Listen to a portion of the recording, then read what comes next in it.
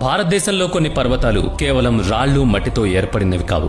వాటి గుహల్లో ఇప్పటికీ అమర సాధువులు, అంతు చిక్కని రహస్య శక్తులు దాగున్నాయని మీరెప్పుడైనా ఆలోచించారా? ఈ రోజు మనం పర్వతాలకే పితామహుడిగా పిలువబడే ఒక అద్భుతమైన పర్వతం గురించి మాట్లాడుకోబోతున్నాం. అదే గిర్నార్. గిర్నార్ గుహలు సాధారణమైనవి కావు. ఇక్కడ నివసించే సాధువుల వయస్సు 200 లేదా 300 సంవత్సరాలు. వారిని కాలానికి అతిథులుగా చెబుతారు. అసలు గిర్నార్ అనేది కేవలం ఒక పర్వతమా, లేక ఏదైనా అలౌకిక లోకానికి ఉన్న రహస్య ద్వారమా? ఈ పర్వతం రాళ్ల కుప్ప మాత్రమే కాదు, ఇదొక మ్యాజికల్ ప్రపంచం.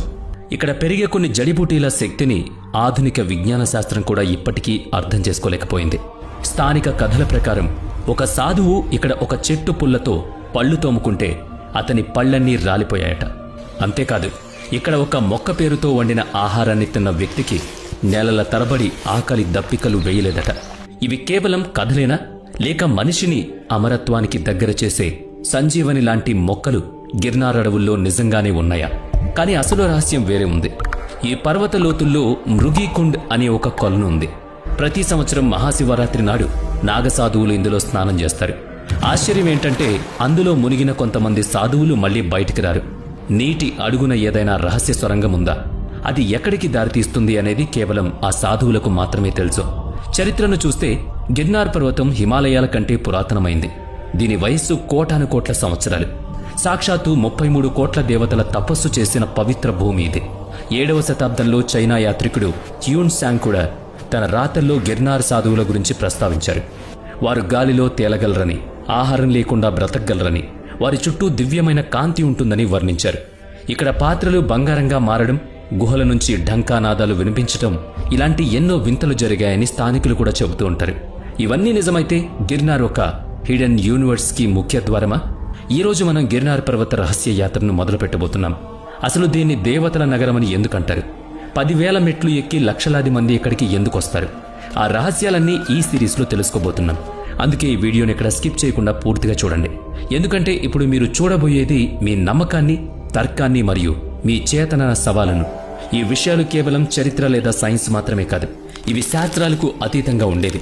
గుజరాత్లోని జునాగఢ్లో ఉన్న గిర్నార్ పర్వతం ఏమాత్రం సాధారణమైంది కాదు. ఇది హిమాలయాల కంటే పురాతనమైంది. అందుకే అన్ని పర్వతాల్లో దీన్ని భీష్మ పితామహుడు అని పిలుస్తారు. ఇక్కడ ప్రతి రాయిలో, ప్రతి గుహలో ఒక వింత శక్తి దాగుంది. ఆ శక్తిని ఇప్పటికీ విజ్ఞాన శాస్త్రం పూర్తిగా అర్థం చేసుకోలేకపోయింది. గిర్నార్పై ఎన్నో చిన్న చిన్న గుహలున్నాయి. కొన్ని గుహల శిలాశాసనాలు ఎంత పురాతనమైనవంటే వాటిని చదవడం కూడా అసాధ్యం. స్థానికుల కథనం ప్రకారం ఈ గుహల్లో అనంతమైన లోతులకు వెళ్లే సొరంగ మార్గాలున్నాయి. ఆశ్చర్యకరమైన విషయం ఏంటంటే కేవలం దివ్య దృష్టి కలిగిన సాధువులు మాత్రమే ఈ మార్గాల్లోకి ప్రవేశించగలుగుతారు. మిగతా వారికి ఈ మార్గాలు నిషిద్ధం. గిర్నార్ యాత్ర అంత సులభం కాదు. 5 ప్రధాన శిఖరాలను దర్శించుకోవడానికి దాదాపు 10,000 మెట్లెక్కాలి. కానీ చాలా మంది యాత్రికులు ఒక వింత అనుభూతిని పొందారు. మెట్లు ఎక్కుతున్నప్పుడు ఏదో అదృశ్య శక్తి తమ చేయి పట్టుకుని పైకి లాగుతున్నట్లు అనిపిస్తుందట. అందుకే గిర్నార్ యాత్ర జీవితాన్ని మార్చేస్తుంది. స్థల పురాణం ప్రకారం సాక్షాత్తు దత్తాత్రేయ స్వామి ఇక్కడ కఠోర తపస్సు చేశారు. ఆయన రూపొందించిన సాధనా నియమాలు ఇప్పటికీ ఈ పర్వత శిలల్లో దాగున్నాయని నమ్ముతారు. ఇక్కడ గుహల్లో 200 నుంచి 300 సంవత్సరాల కంటే ఎక్కువ వయస్సు ఉన్న సిద్ధ యోగులు నివసిస్తారు. వీళ్లల్లో కొందరికి కాలాన్నాపే శక్తి ఉంటే మరికొందరికి పంచభూతాలను నియంత్రించే శక్తి ఉంది. ఈ సిద్ధ యోగులు సామాన్యులకు కనిపించరు. కానీ సంవత్సరానికి ఒకసారి మహాశివరాత్రి నాడు పర్వత దిగువన ఉన్న భవనాథ్ మహాదేవ్ ఆలయం దగ్గర వీరు ప్రత్యక్షం అవుతారు. ఆ సమయంలో వాళ్ళు తమ అలౌకిక శక్తులను ప్రదర్శిస్తారని చెబుతారు. సామాన్య రోజుల్లో వీరి దర్శనం కేవలం అదృష్టవంతులకు మాత్రమే. గిర్నార్ దగ్గర జరిగే భవనాథ్ మేళా కేవలం ఒక మతపరమైన ఉత్సవం కాదు. కుంభమేళా తర్వాత భారతదేశంలో సాధు సంతులు అత్యంతగా పాల్గొనే 2వ అతిపెద్ద మేళా ఇదే.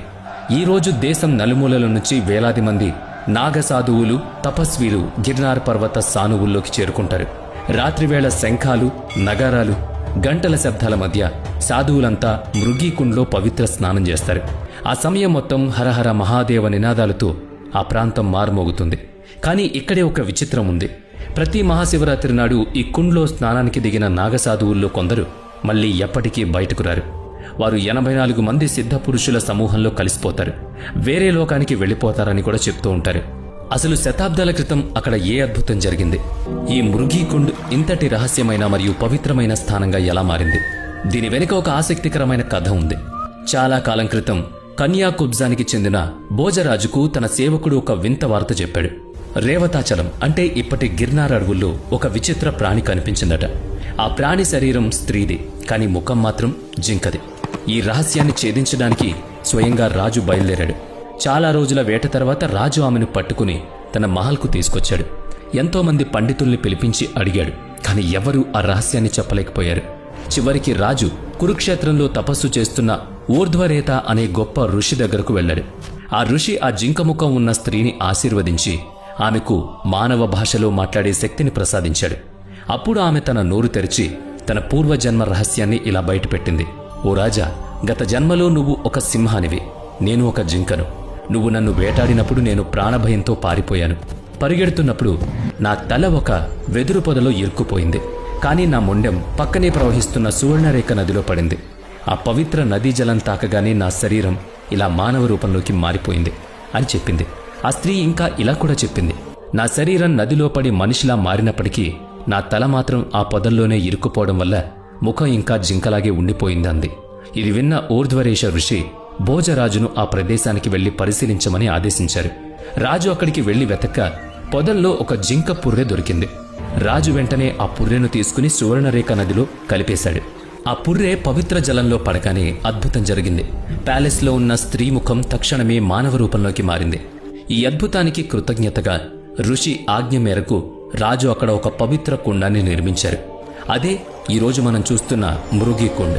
ఇక్కడ భక్తితో స్నానం చేసేవారికి జీవితకాల పాపాలు పోతాయి, మోక్షం లభిస్తుంది. మృగి కుండ్లో ఇప్పటికీ గుప్త శక్తులు, దృశ్య ద్వారాలు ఉన్నాయని నమ్ముతారు. ఇక్కడ జరిగే సంఘటనలను సైన్స్ కూడా వివరించలేదు. అందుకే ప్రతి సాధువు తమ జీవితంలో ఒక్కసారైనా మహాశివరాత్రి నాడు అక్కడ స్నానం చేయాలని కోరుకుంటారు. ఎందుకంటే ఆ రాత్రి సాక్షాత్తు చిరంజీవి అశ్వత్థామ అక్కడ స్నానం చేయడానికి వస్తారని ఒక బలమైన నమ్మకం. మృగీకుండ్ కథ అలా ఉంటే యాత్రికుల మధ్య మరో వింత కథ ప్రచారంలో ఉంది. ఒకసారి కొంతమంది యాత్రికులు దారి తప్పి ఒక యోగి గుహను చేరుకున్నాడు. ఆ యోగి వారిని శాంతింపజేసి అక్కడే ఉన్న చెట్టు ఆకులు తినడానికిచ్చారు. అవి తినడానికి పాపడ్లా రుచిగా ఉన్నాయి. ఆశ్చర్యమేంటంటే అవి తినగానే వారి ఆకలి మాయమై శరీరంలో అద్భుతమైన శక్తి పుంజుకుంది. ఆ తర్వాత యోగి వారి కళ్లకు గంతలు కట్టి సురక్షితంగా బయటకు పంపారు. కానీ మరుసటి రోజు వాళ్ళు ఆ గుహను వెతకడానికి వెళితే అక్కడ ఆ గుహ ఆనవాళ్లు కూడా లేవు. గిర్నార్ అడవుల్లో మరో ఆశ్చర్యకరమైన కథ ప్రచారంలో ఉంది. ఒక వ్యక్తి భరించలేని నొప్పితో బాధపడుతూ ఈ అడవి గుండా వెళుతున్నాడు. నడుస్తుండగా అనుకోకుండా ఒక పొదను తాకాడు. ఆశ్చర్యమేంటంటే ఆ పొదను తాకగానే అతని రోగం పూర్తిగా నయమైపోయింది. ఈ విషయాన్ని అతను జునాగఢ్ సాధువులకు చెప్పినప్పుడు వారు అదే మొక్క నుంచి ఔషధాన్ని తయారు చేసి ఎంతో మందికి చికిత్స చేశారట. అలాగే ఒక సాధువు తపస్సు చేసి అలసిపోయి పళ్ళు తోముకోవడానికి దగ్గరలో ఉన్న ఒక చెట్టు కొమ్మను విరిచాడు. ఆ కొమ్మతో పళ్ళు తోముకోగానే అతని పళ్ళన్నీ రాలిపోయాయి. అప్పుడు అర్థమైంది ఇక్కడ చెట్లు సామాన్యమైనవి కావని, అద్భుత శక్తులున్నాయని. మరో కథ ప్రకారం గిర్నార్ ప్రదక్షిణ చేస్తున్న కొందరు యాత్రికులు అలసిపోయి కిచిడి వండుకున్నారు. వంట కలపడానికి గరిటె లేక పక్కనే ఉన్న ఒక చెట్టు పుల్లతో కిచిడి కలిపారు. ఆ కిచిడి తిన్న తర్వాత వారికి కలిగిన అనుభవం విస్మయానికి గురిచేసింది. వారికి ఏకంగా 6 నెలల పాటు ఆకలేదు. పైగా వారి శరీరంలో మునుపెన్నడూ లేని కొత్త శక్తి పుంజుకుంది. ఇవన్నీ కేవలం కథలేనా, లేక గిర్నార్ మట్టిలో నిజంగానే మనిషి శరీరాన్ని, ఆత్మను ప్రభావితం చేసే అదృశ్య శక్తి ఉందా? ఇక్కడ మట్టి, నీరు, గాలి ప్రతిదీ ఏదో దివ్యశక్తితో ముడిపడి ఉంది. మీరెప్పుడైనా గిర్నార్ యాత్ర చేశారా? చేస్తే మీ అనుభవాన్ని కామెంట్ చేయండి. గిర్నార్ పర్వతం కేవలం రాళ్ల కుప్ప కాదు. ఇది 5 శిఖరాలుగా విస్తరించిన ఒక జీవశక్తి వ్యవస్థ. ప్రతి శిఖరం పంచభూతాలైన అగ్ని, జల, వాయు, ఆకాశ మరియు పృథ్వీ తత్వాలకు ప్రతీక. ఇప్పుడు మనం చూస్తున్నది గిర్నార్లోని అత్యంత ఎత్తైన శిఖరం. ఇక్కడికి చేరుకోవడానికి ఏకంగా 3600కు పైగా మెట్లెక్కాలి. ఇక్కడే గురు గోరఖ్నాథ్ అమర సాధన చేశారని చెబుతారు. రాత్రి 3వ జాములో ఈ శిఖరంపై కాంతి వలయాలు గాల్లో తేలుతూ కనిపించాయని, కాసేపటి తర్వాత అవి కనిపించలేదని చాలామంది యాత్రికులు చెబుతారు. గిర్నార్లోని ఈ ప్రదేశాన్ని బ్రహ్మ, విష్ణు, మహేశ్వరుల సంగమంగా భావిస్తారు. సాక్షాత్తు దత్తాత్రేయ స్వామి కొలువై ఉన్న చోటు ఇది. ఇక్కడ ఎవరైతే ధ్యానంలో కూర్చుంటారో వాళ్ళు తమ 3 జన్మల కర్మఫలాన్ని ఒకే ఒక్క క్షణంలో చూడగలరని ప్రతీతి. ఇది ఆత్మ సాక్షాత్కారానికి అత్యున్నత వేదిక. రాత్రి సమయాల్లో ఇక్కడ గంధకం లాంటి ఒక వింత వాసన వస్తుంది. దీన్ని అగ్నితత్వానికి చిహ్నంగా చెబుతారు. సైన్స్ దీన్ని ఇప్పటికీ వివరించలేకపోయింది. కానీ అది దత్తాత్రేయముని సజీవ ఉనికి అని సాధువులు బలంగా నమ్ముతారు. ఇక ఇది 22వ జైన తీర్థంకరైన నేమినాథ్ భగవానుడు కైవల్య జ్ఞానం పొందిన పవిత్ర స్థలం. ఇక్కడి గుహలు ఎంత నిశ్శబ్దంగా ఉంటాయంటే మీకు మీ గుండె చప్పుడు కూడా చాలా స్పష్టంగా వినిపిస్తుంది. ఈ నిశ్శబ్దంలో ధ్యానం చేస్తే మనిషిలోని అహంకారం దానంతటదే రాలిపోతుంది. ఆత్మ మోక్షానికి చాలా దగ్గరవుతుంది. గిర్నార్లో ఒక శక్తిపీఠం కూడా ఉంది. ఇక్కడే పార్వతీదేవి శివుని కోసం తపస్సు చేసిందని పురాణాలు చెబుతున్నాయి. అందుకే గిర్నార్ను పర్వతాలకే భీష్మ పితామహుడు అంటారన్నమాట. ఇక ఇది భౌతిక ప్రపంచానికి చెందింది కాదు, సూక్ష్మ లోకానికి చెందింది. ఇక్కడి నుంచి నీలిరంగు జ్యోతి, ఎప్పుడూ వినని మంత్రాలు, దివ్యమైన సుగంధాలు వస్తూ ఉంటాయి. ఇది కేవలం గుహ కాదు, ఇదొక కాస్మిక్ పోర్టల్ అని చెప్తూ ఉంటారు. ఇక్కడ సాధువులకు దేవలోకంతో సత్సంబంధాలుంటాయట. ఇక గిర్నార్ పర్వతం అంటే పృథ్వీ, దేవతలు మరియు బ్రహ్మాండం ఒకే చేతనలో కలుసుకునే ప్రదేశం. అందుకే చాలా మంది రాత్రిపూట ఇక్కడ వింత శబ్దాలు, డప్పుల మోత విన్నామని చెబుతారు. అంతేకాకుండా ఆకాశంలో మెరుస్తున్న వింత కాంతి పుంజాలను కూడా చూశారు. దీన్ని బట్టి గిర్నార్ అనేది పంచభూతాలతో నిండిన ఒక సజీవ బ్రహ్మాండం, లేక మనకు దేవతలకు మధ్య సమతుల్యతను కాపాడే ఒక కాస్మిక్ మెకానిజం.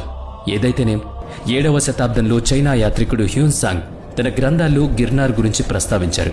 ఇక్కడ సాధువులు సాధారణ మనుషులు కాదని, రాత్రివేళ వారి చుట్టూ నీలిరంగు కాంతి అలుముకుంటుందని రాశారు. చరిత్రను చూస్తే చక్రవర్తి అశోకుడు క్రీస్తుపూర్వం 3వ శతాబ్దంలోనే ఇక్కడ ధర్మ ప్రచారం కోసం శాసనాలు వేయించారు. ఈ పర్వత సానువుల నుంచే ధర్మనీతి భారతమంతటా వ్యాపించింది. ఒక ఆసక్తికరమైన జానపద కథ ప్రకారం ఒకప్పుడు గిర్నార్ పర్వతం రోజుకు నవామణుగు అంటే సుమారుగా 25 కిలోల బంగారాన్నిచ్చేదట. ఇక్కడ మట్టిని భూమికి ఉన్న ఖజానాగా భావించేవారు. ఆ కాలం పోయినా గిర్నార్ ఇప్పటికీ ప్రతి ఉదయం సవాసేరు బంగారం ఇస్తుందనే నమ్మకం ప్రజల్లో ఉంది. కుంభమేళా తర్వాత భారతదేశంలో జరిగే అతిపెద్ద ధార్మిక యాత్ర గిర్నార్ పరిక్రమ. కార్తీక మాసంలో 36 కిలోమీటర్ల మేర సాగే ఈ యాత్రలో పాల్గొనడం కోసం చాలా మంది నాగ సాధువులు ఇక్కడికి తరలి వస్తారు. ఇవన్నీ నిజమైతే గిర్నార్ యాత్ర కేవలం తీర్థయాత్ర కాదు, అదొక డైమెన్షన్ యాత్ర. బౌద్ధ గ్రంథాల్లో చెప్పిన రహస్య